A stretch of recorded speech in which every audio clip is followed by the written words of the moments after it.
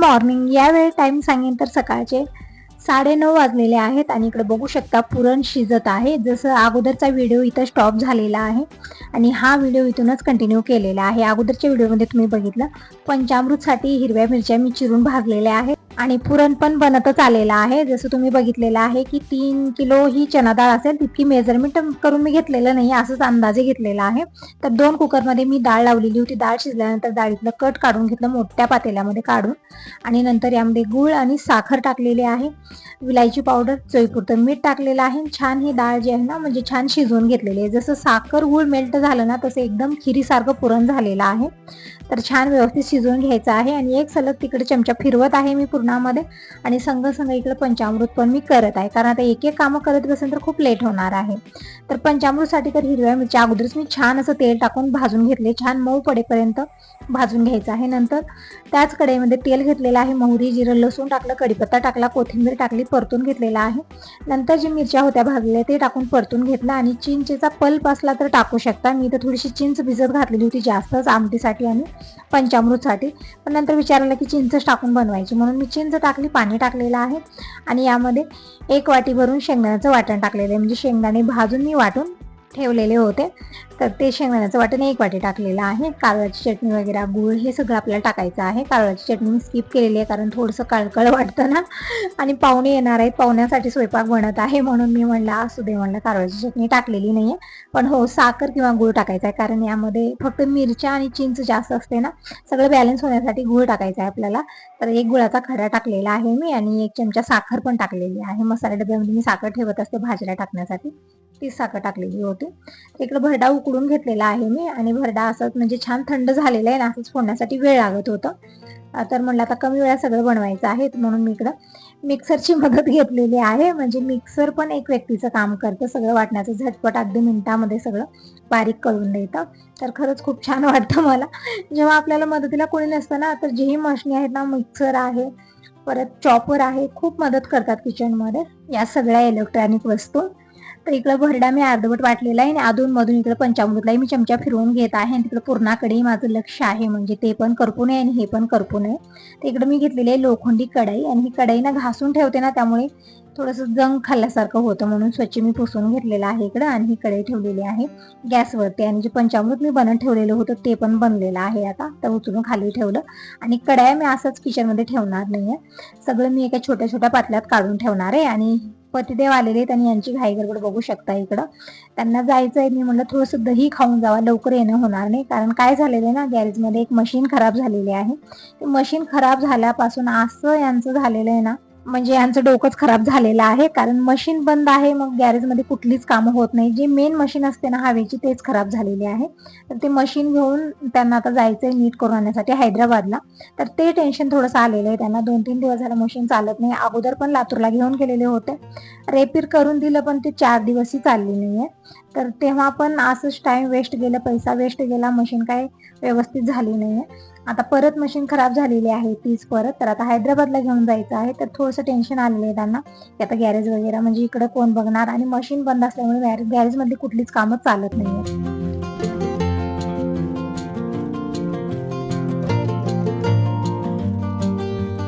आणि या टेन्शनमध्ये काही खाणं पिणं सुद्धा करत नाहीये. तर जबरदस्तीच मी फक्त 1 वाटी दही दिले, त्यामध्ये थोडीशी साय, दूध आणि साखर टाकून दिलेलं आहे. म्हणजे गरमी पण खूप आहे आणि गुरुवार आज उपवासाचा दिवस, तर काहीच खाणं पिणं नाही ते तर कुठली कामं होणार नाहीयेत, कारण एनर्जीची पण गरज असते ना. तर थोडंसं दही दिलं, दही खाऊन परत गॅरेजमध्ये जे कामाला मुलगा आहे त्याच्यासाठी टिफिन मी भरून ठेवलेलं होतं अगोदरच, टिफिन घेऊन गेलेले. कारण माझी धावपळ तर आज बघू शकता, थोडासाही वेळ नाही माझ्याकडे खाली, जसं वेळ भेटलेलं तशी कामं आवरत आहे. तर भरडा मी इकडं फोडणी टाकलेली, म्हणजे अगोदर तर मिक्सरला फिरवून घेतला, नंतर कांदा, कोथिंबीर हे सगळं टाकून मी इकडे फोडणी दिलेली आहे. छान परतून झाकून ठेवलेलं आहे. कढई टप्प भरलेली आहे, भरडा थोडासा जास्त बनला, म्हणजे 4 चौघाच्या हिशोबाने मी केलेलं आहे. जसं मी तुम्हाला म्हणलेलं आहे की 15 ते 20 जणांचा स्वयंपाक बनत आहे, त्या हिशोबानेच मी इकडे सगळं घेतलेलं आहे. तर आता बनत आहे इकडे भज्यासाठी बेटर आणि ववा संपलेला डब्यातला, आणि जे जास्त ववा असतो ना मोठ्या डब्यामध्ये भरून मी वरती ठेवलेला होता, ते पण डब्बा रिकामा झालेला होता. जसं तुम्ही काल बघितलेलं आहे, म्हणजे अगोदरच्या व्हिडिओमध्ये बघितलेलं आहे. सगळे डबे डुबे रिकामे झाले होते, सगळे भरले, पण ओवा मात्र माझं लक्ष गेलं नाहीये तिकडे, ओवा काढलेला नाहीये. परत तामझाम इकडे स्टँड आणलं, परत लावलं, वरती चढले, डब्बा काढून घेतला आणि ओवा मी छोट्या डब्यात काढून घेतला. बाकीचा डब्बा मी परत वरती ठेवलेला आहे, कारण असे मोठे डबे मी खाली ठेवत नाहीये, कारण दररोज लागत नाही. जितकं लागतं किचनमध्ये थोडंसं मी काढून घेत असते, कारण मोठे डबे ठेवायला तितका स्पेसच नाहीये किचनमध्ये, म्हणून सगळं वरती राहतात डबे. तर फायनली इकडे ओवा काढून घेतला. बेसन घेतलेला आहे, तर या बेसनमध्ये 1 चमचा ओवा हाताने घासून टाकला, 1 चमचा जिरा हाताने घासून टाकलेला आहे. आणि इकडे खूप सारे कांदे मी चिरून घेतले. त्याच घाई गडबडीतनं 2-3 बोटाला लागलेले आहे माझ्या, म्हणजे जसं खोबर कट करत होते तेव्हा पण मला लागलं, म्हणजे चाकू लागलेला आहे. नंतर कांदा कट करत होते घाई गडबडीत तेव्हा पण लागलं, म्हणजे धावपळ खूप होत आहे, कमी वेळात सगळं करायचं आहे. आणि काय लागलं काय नाही ते त्रास पण होत नाही, आता नंतर होणार आहे. सगळी कामं आवरले निवांत बसले ना मी, मग त्रास जाणवतो तुम्हाला काय काय लागलं आणि किती त्रास होत आहे. पण आता कसलाच त्रास नाही, कारण एकच डोक्यात आलेली की सगळंच मला वेळेत आवरायचं.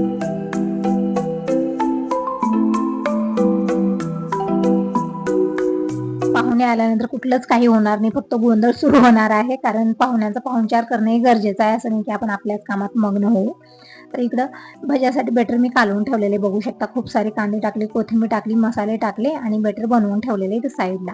आणि जे भरडा बनलेला आहे ते मी छोट्या पातेल्यात काढत आहे, कारण कढया खूप स्पेस धरतात आणि भांडी इतकी झालेली आहेत ना, म्हणजे टोपलं तरी टप्प भरलेलं आहे. आणि अर्धी भांडी मी खाली ठेवली, तरी सगळं स्वयंपाक झाल्यानंतर अगोदर मी भांडे घासणार आहे आणि मगच मी पुरणपोळ्या, धोंडे वगैरे जेही मला बनवायचे ते नंतर बनवणार आहे. कारण आता हे पसारा बघून डोकं खराब झालेलं आहे माझं. किचन छोटी आहे ना, तर जेव्हाच्या तेव्हा आपण भांडे वगैरे क्लीन करतो, किचन स्वच्छ ठेवतो, म्हणून आपला पाऊल इथं थांबतो. नाही तर जिथल्या तिथं खरकटी भांडी आणि पसाऱ्यानं जर किचन भरली ना, पाऊल थांबणार नाही आपला, असं होणार आहे. किचन पण म्हणत असेल ना की कसली व्यक्ती आहे ते, की किचन घरभर पसारा ठेवून या पसाऱ्यामध्ये सिंडर फिरत राहतात. म्हणून वेळेत वेळेत मी काढतच असते, ठीक वाटत नाही.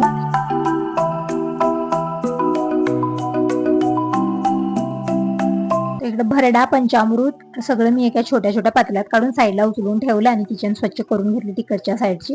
आता इकडे भांड्याचा तरी ढिगारा लागलेला आहे, पण अगोदर मी कणिक मळणार आहे. जसं मी तुम्हाला म्हणलं की पूर्ण स्वयंपाक मी बनवून घेणार आहे, फक्त पुरणपोळ्या बनवायच्या ठेवणार आहे आणि धोंडे बनवायचे ठेवणार आहे. आणि अगोदर सगळी भांडी घासून घेणार आहे. आणि बाहेर आणखीन मी रांगोळी काढलेली नाही, कारण जोरदार पाऊस सुरू आहे सकाळपासून. आता पाऊस थांबलेला आहे, तर बाहेर पाणी शिंपून रांगोळी काढायची आहे. बाहेरची पण कामं आहेत, बकेट भरून ठेवायचं आहे, पाहुणे आल्यानंतर पाय धुण्यासाठी पाणी भरून ठेवायचं आहे. ही सगळी बाहेरची कामं आहेत. आणि एकटीची धावपळ खूप होत आहे, मदतीला कोणी नसल्यामुळे ही अशी धावपळ होत आहे.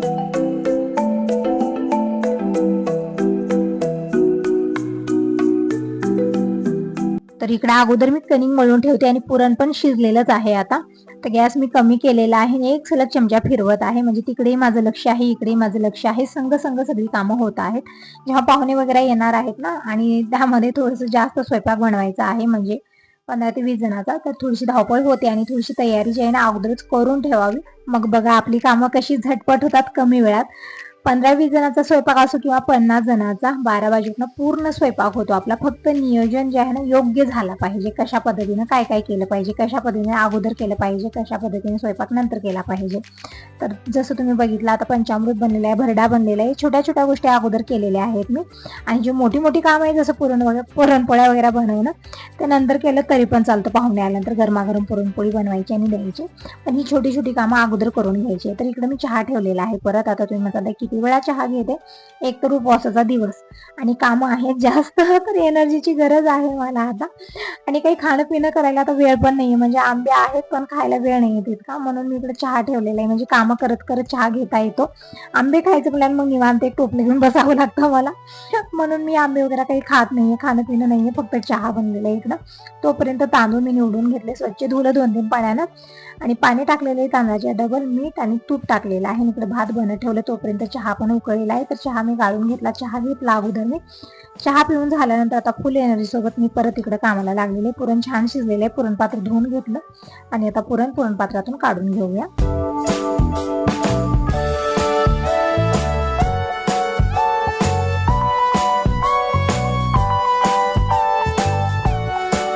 मोठं भांडं घेतलेलं आहे आणि यामध्येच मी पुरण ठेवत आहे, म्हणजे थोडंसं पसरट करून ठेवायचं आहे पुरण, म्हणजे हवा लागल्यामुळे छान थिक होतं. नाहीतरी बघू शकता थोडंसं सैल वाटत आहे ना, तर पुरणपोळ्या तितक्या व्यवस्थित बनणार नाहीये, म्हणून मी असं मोठ्या आकाराचं भांडं घेतलेलं आणि यामध्ये पुरण व्यवस्थित मी पसरवून ठेवलेलं आहे, म्हणजे हवा लागत राहील. पुरण पण जास्त प्रमाणात आहे ना, त्यामुळे वेळ थोडासा जास्त लागत होता. असं वाटत होतं आणखीन 2 हात राहायचे होते मला. म्हणजे जेव्हाही कामाचा जास्त लोड येतो किंवा कामं जास्त असतात त्या दिवशी असं वाटतं की मला आणखीन 2 हात असले तर किती चांगलं झालं असतं ना. सगळी कामं मी झटपट आवरले असते. कारण मदतीला तर कोणी येत नाही आणि मी कोणाची अपेक्षा करत पण नाहीये. कारण जेव्हा गौरी गणेश हा सण येतो ना तेव्हा तरी स्वयंपाक खूप जास्त प्रमाणात असतो. पाहुणे पण येतात आणि यांची मित्रमंडळी खूप जास्त येतात जेवण करण्यासाठी. तेव्हा तरी स्वयंपाक खूप जास्त असतो. म्हणजे 20 ते 25, 30 जणांचा स्वयंपाक असतो, काही हिशोबात नसतं. तेव्हा पण मी एकटीच करत असते. कारण पूजाला मी ये म्हणून सांगते पण तिला येणं होतच नाहीये. पूर्ण स्वयंपाक झाल्यानंतर येते आणि आज पण तिने तसंच केलेलं होतं. पूर्ण स्वयंपाक झाल्यानंतर सगळेजण आलेले होते. पूजा असो, आई असो, सगळेजण. कारण सगळ्यांना आपापल्या घरची अडचण असते, येणं होत नाहीये. त्यामुळे मी कुणाचीही आशा करत नाहीये, अपेक्षा करत नाहीये. कारण माझी कामं मला आहेत हा विचार मी करत असते. कारण ज्यांच्या त्यांच्या घरची कामं ज्यांच्या त्यांच्याला खूप झालेली आहेत, तर कोण अगोदर येणार आहे त्याने आपली मदत करणार आहे हा विचार करत असते. तर इकडं कढई ठेवलेली आहे. आता अगोदर मी आमटी बनवून घेते आणि जे पुरणपात्र वगैरे होतं ते पुरणपात्र स्वच्छ धुवून इकडे आमटीसाठी ते पाणी घेतलेले, म्हणजे त्या पाण्याने आमटी करायची. छान आमटी बनते. म्हणजे गोड, तिखट, आंबट जी टेस्ट असतो ना ते छान येतो आमटीमध्ये. आणि पुरणपोळीच्या स्वयंपाकामध्ये सर्वात स्पेशल असते ती आमटी. आमटी छान झाली की पूर्ण स्वयंपाक छान आहे.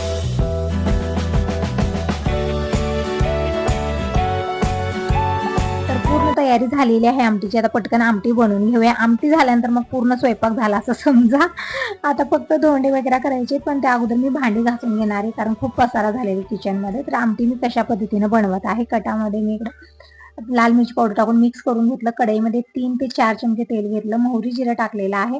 अद्रक लसणाची पेस्ट टाकली आणि जे खोबरं होतं ना छान भाजून हे खोबरं एकदम बारीक वाटून घेतलेलं आहे. खोबरं टाकलेलं आहे. छान परतून घेतलं. नंतर हळदी पावडर टाकलेली, धना पावडर टाकला आणि हो आज कुठले मसाले नाही आहेत. फक्त तेलामध्येच मी हळदी पावडर, लाल मिरची पावडर आणि धना पावडर टाकलेला आहे आणि छान परतून घेतले. एकदम छान मस्त असा मसाला बनलेला, छान वास येत आहे याचा. आता या प्रोसेसमध्ये टाकलेले यामध्ये जे डाळीतलं कट काढून ठेवलेलं होतं ते कट टाकलेलं आहे. छान मिक्स करून घेतलं आणि नंतर मी चिंचेचं पन्ह टाकलेलं, म्हणजे चिंचेचं जे पाणी काढून ठेवलेलं होतं ते टाकलेलं आहे. चवीपुरतं मीठ आणि थोडंसं पुरण टाकायचं आहे. पुरण टाकल्याने टेस्ट छान येतो. तसं तर पुरणपात्र वगैरे धुवूनच मी पाणी घेतलेलं होतं आमटीसाठी, तरी पण थोडंसं पुरण टाकायचं म्हणजे आंबट, तिखट, गोड टेस्ट खूप छान येतो आमटीला. तर मस्त अशी आमटी बनवून तयार झालेली आहे. मसाले मात्र आज कुठलेही नाही, पण बिन मसाल्याची आमटी खूप छान टेस्टी बनलेली होती. तर आता नंबर आहे भांड्यांचा. म्हणजे स्वयंपाक झालेले, काय काय केलेले मी, पंचामृत, भरडा, आमटी, कणिक मळणं, पुरण आणि भात सगळंच बनलेलं आहे. आता फक्त भजी, पापड, धोंडे हे बनवायचे. पण त्या अगोदर मी भांडे घासून घेतले, किचन स्वच्छ करून घेते. खूप पसारा झालेला होता. भांडे घासण्यासाठी पूर्ण मला 1 तास लागलेला आहे. भरपूर वेळ लागला. स्वयंपाक करायला तितका वेळ लागला नाही, पण भांडे घासायला भरपूर वेळ लागलेला होता. तर झाले. तर अशी कामं करायला आणखी एखादी व्यक्ती असला की आपली सगळी कामं झटपट होतात, जास्त वेळ लागत नाहीये. कोणी काही करतं ना, म्हणजे एकाला दोघं असलं ना सगळी कामं बोलत बोलत छान होतात. पण जेव्हा एकट्यावरती सगळं येतं ना तर थोडीशी धावपळ होते, जशी माझी होत आहे तशी. तर असं मी काल नियोजन करून ठेवलेला होता आणि माझं पण काम 11:30 वाजेपर्यंत पूर्ण स्वयंपाक बनलेला होता. तुम्ही अंदाज लावू शकता. इतका स्वयंपाक मी फक्त 11:30 वाजेपर्यंत केलेला आहे. तर किती झटपट केला असेल ना. तर सगळी भांडी घासून किचन मी स्वच्छ करून घेतलेली आहे. बघू शकता छान पुसून घेतलेलं आहे. कारण पुरण वगैरे हे ते पडलेलं होतं आणि मुंग्या खूप लवकर येत आहेत. ते काळ्या मोठ्या मुंग्या तर येतच आहेत. बारक्या मुंग्या जर झाल्या ना लाल, इतकं जोरात चावत आहेत आणि जात पण नाहीयेत. म्हणून मी अगोदर किचन स्वच्छ करून घेतली. जितकी स्वच्छता आहे तितकं ठीक आहे. मुंग्या वगैरे काहीच येणार नाही, माशा, किडे कसलंच काही येणार नाही. म्हणून किचन हे सर्वात महत्वाचे आहे घरामध्ये. किचन जितकी स्वच्छ आहे तितकं पूर्ण घर स्वच्छ आहे. तर कणिक मळून ठेवलेली होती मी अगोदर, अर्धा तास रेस्ट दिलेला आहे याला. आता छान असं मळून घेऊया, म्हणजे छान सॉफ्ट करून घेऊया, जसं पुरणपोळीला लागते ना तशा पद्धतीनं. तर इकडे 2 भागात मी कणिक केलेले आहेत. थोडंसं मी चपातीसाठी ठेवलेलं आहे आणि धोंडे बनणार. आणि त्यामध्ये अर्धी कणिक मी इकडे छान सॉफ्ट करून घेत आहे. फक्त पाणी जे आहे ना यामध्ये ॲब्झॉर्ब करायचं आहे. एकदम पाणी टाकायचं नाहीये किंवा एकदम पातळ अशी कणिक करायची नाहीये. थोडंसं पाणी टाकून छान ॲब्झॉर्ब करायचे अशा पद्धतीनं. आणि परातीत मला जमत नव्हतं आणि कणिक पण थोडीशी जास्त प्रमाणात आहे ना, म्हणून मी डायरेक्ट किचन काउंटरवरच घेतलेलं आहे. आणि थोडंसं पाणी यामध्ये टाकून मी छान मळून घेत आहे. जितकं जोर आहे तितकं लावून छान आपल्याला मळून घ्यायचं आहे. जितकी मेहनत घेतली ना तितक्या छान पुरणपोळ्या बनून तयार होतात. तर इकडं कणिक छान मी मळून तेलाचा हात लावलेला आहे आणि लावून ठेवलेला आहे. म्हणजे पराती ठेवलेली, म्हणजे आता परातीला चिटकणार नाही. पण नंतर मी पॅकबंद डब्यातच ठेवलेलं होतं. कारण असंच हडकायला लागतं, हवा लागते ना, तर पॅकबंद डब्यात ठेवायचं. जर आपल्याला संध्याकाळी पुरणपोळ्या बनवायच्या असल्या ना, संध्याकाळपर्यंत व्यवस्थित राहते, फक्त फ्रीजमध्ये आपल्याला ठेवून द्यायचं असतं. आता हे जी चपातीसाठी मी पीठ काढून ठेवलेलं होतं ना थोडंसं, त्याला पण थोडासा तेलाचा हात लावून छान मी नरम मळून घेतलं, म्हणजे छान सॉफ्ट करून घेतलेलं आहे. तर कणिक मळून झालेली आहे, म्हणजे अगोदरच मळलेली होती, फक्त मी छान इथे सॉफ्ट करून घेतली, आणखीन एक वेळा मळून घेतलेला आहे.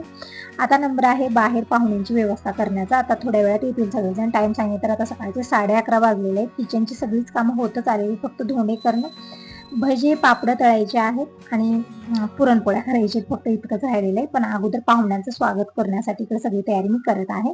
सकाळी पाऊस होता म्हणून मी काही रांगोळी काढलेली नाही, तर आता परत इकडे पाणी शिंपलेलं आहे आणि रांगोळी काढत आहे छोटीशी, कारण तितका वेळच नाहीये.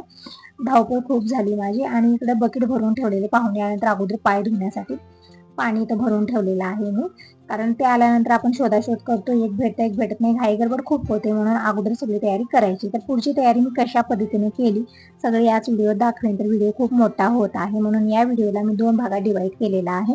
तर नेक्स्ट व्हिडिओ जरूर बघा, म्हणजे तुम्हाला पूर्ण प्रोसेसिंग समजेल की कशा पद्धतीने काय काय केलेलं आहे, आईची वटी कशी भरली, म्हणजे कशा पद्धतीने मी बाकीची सगळी तयारी केली.